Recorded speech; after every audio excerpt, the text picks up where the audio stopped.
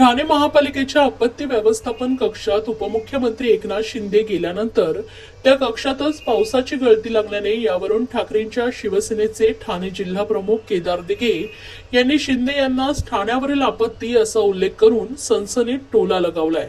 केदार दिघे यांनी पहिल्याच पावसात मुंबई ठाण्याची उडालेली दैना पाहून सत्ताधाऱ्यांवर जोरदार निशाणा साधताना एक खरमरी ट्विट केलंय।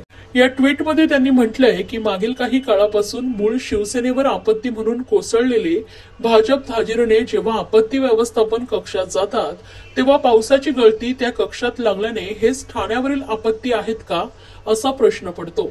असा सनसनीत टोला ठाकरेंच्या शिवसेनेचे जिल्हा प्रमुख केदार दिघे यांनी उपमुख्यमंत्री एकनाथ शिंदे यांच्या आपत्ती व्यवस्थापन कक्षाच्या भेटीवर लगावलाय। मुंबई आणि ठाण्यामध्ये पहिल्याच पावसात नालेसफाईची उडालेली दैना यावरूनही केदार दिघे यांनी सत्ताधाऱ्यांना फैलावर घेतलाय।